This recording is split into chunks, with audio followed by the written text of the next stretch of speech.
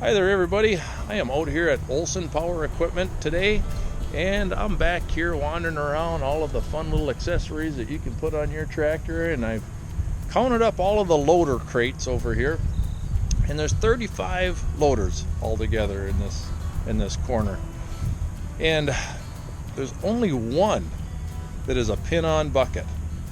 There's 34 that are the quick attach. So if you're wondering how popular that quick attach system is becoming, I'd say it is the way of the future. I think before you know it, all subcompacts are going to be offering that quick attach because it seems to have worked for Kubota for sure.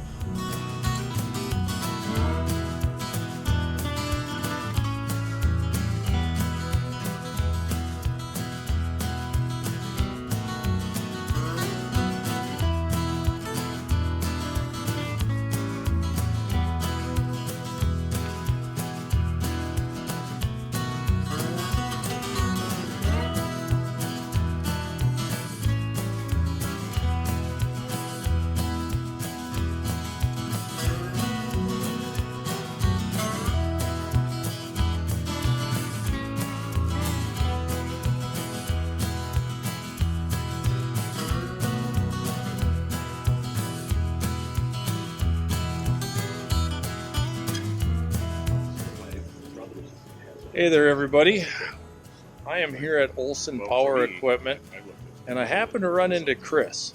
And I don't know if you know Chris, but he has a YouTube channel. He's got a few hundred followers, and I'm going to put a link to his channel down in the description of this video.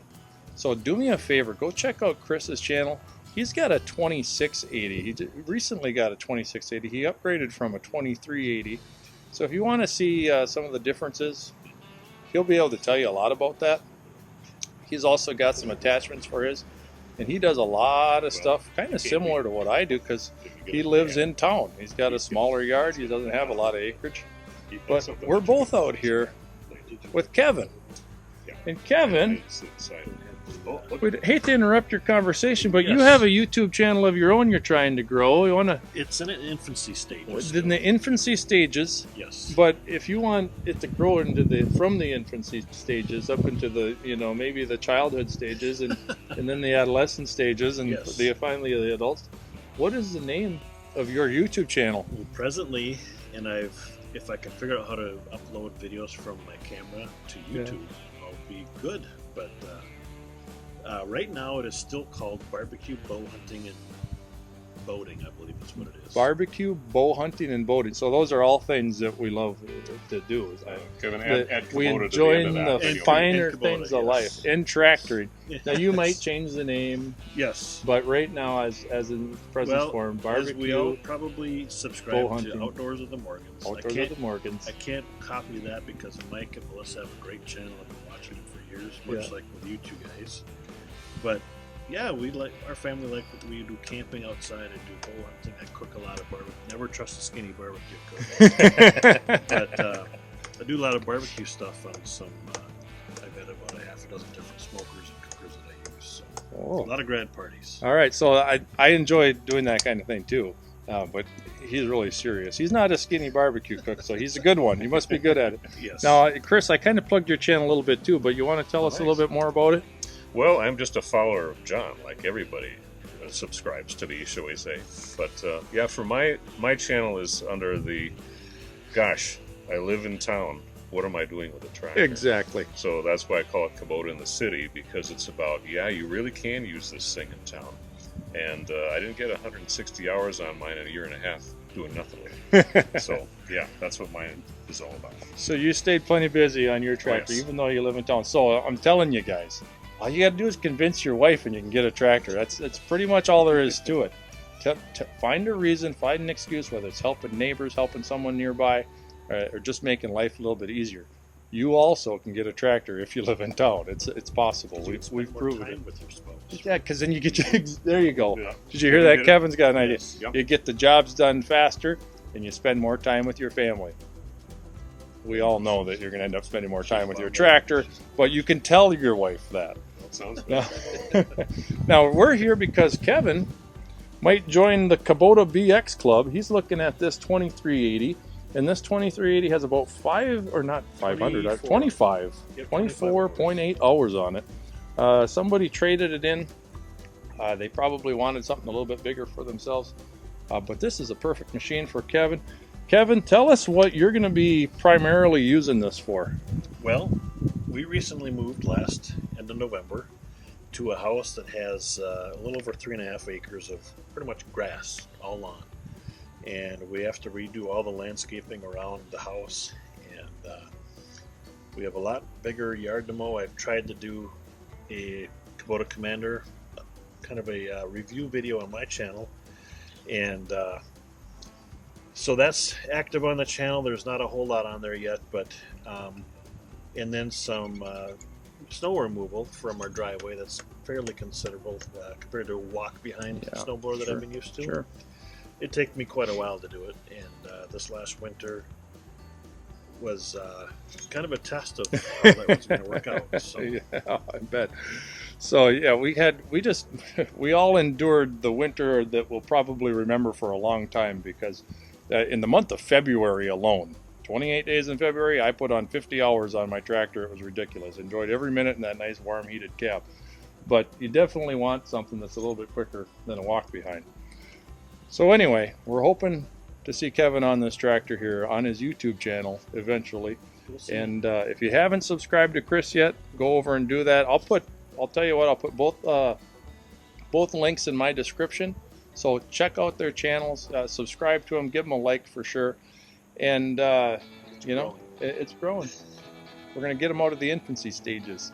So anyways, we're going to be touring this whole facility a little bit more and checking things out, and I'll just have additional videos for you to watch. But for now, keep on tractoring, and God bless.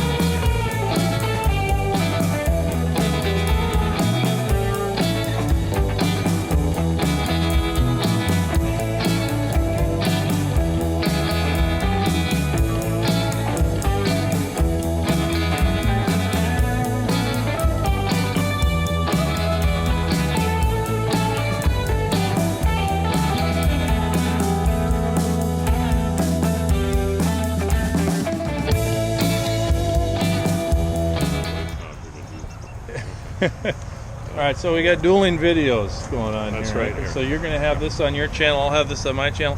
But our conversation right now is we're talking about tires, because right in front of us we have two different tractors, both BXs. Actually, I guess they are different tractors. This one's an 1880 and this is a 2380, but they got two different tires. We've got a turf tire on one, and we got the R4 Industrials right here. And we know there's a third option, and that's with the egg tires, but we're not talking egg tires right now. We're talking But between here they are, the if you two. want to see them. They are over there on the B series, sure. That's a great way to do it. Because I thought it was available on the B series, But I could be wrong. But Kevin had a question about chains and whether or not we use chains on our tractors. And when I had my BX25, I had chains on it, but there was only a certain weather condition where I ever really needed them. That was if we had freezing rain and it froze and then it snowed on top of that, the chains were handy to have. But I really didn't need chains at all this year, and I never really missed them. To be honest, I never had time to put them on this winter. Winter came like that. So that's why I didn't use them. But after this winter, I didn't need them. So what was it like for you, Chris? Well, for me, when I first started out plowing last year, I've always been light in the back, and with my 2380, I just didn't even run the weight rack back there to start with. But I found that I was really light in the back, so as soon as I hit four-wheel drive plowing and everything, it was just fine. So now that I got my 2680 and I've got the weight in the rear tires, what is it again? Rim guard you have? Also known as beet juice. Beet juice, that's yeah. Beet juice, yep. It's heavier, yep. what I found is that extra couple 100 pounds has enabled me to not even use four-wheel drive. So when I did that little bit of plowing with that last snow, I was fine just with the rear tire traction, and also I just did some plowing here yesterday, and I didn't hit four-wheel drive for the first time, and it was fine. But anyway, in terms of the chains, especially if you got four-wheel drive, it's my opinion that you might not need those chains. So definitely try your situation first and see how it works before you commit to chains. It sounds like that's kind of what you've figured out. For certain. Yeah, try it without chains for go as long as you can without chains, because I really don't think you're going to need them. And I don't think it's going to matter much if you're going to use the R4 tires or the turf tires. Now, if you are familiar with Neil Messick's channel, he's got a great channel. It's, again, if you want to watch it, link in the description. Check his channel out. He did a video on the different traction abilities between the turf tires and the R4s, and at what RPM where they were going to lose traction at, or he had a pull test, I believe, wasn't he? Pulling a weight? That's what he was doing. So it's a really good video that you can check out, and you can look and see for yourself. But both tires are going to be good for winter, and both tires are also going to be good for mowing grass. I mow my grass with the R4 tires, and it really doesn't chew things up much at all. Only if the soil is actually wet and it compacts a lot easier. But if it's dry conditions, I've got no problem. So just our 2 cents or our 3 cents.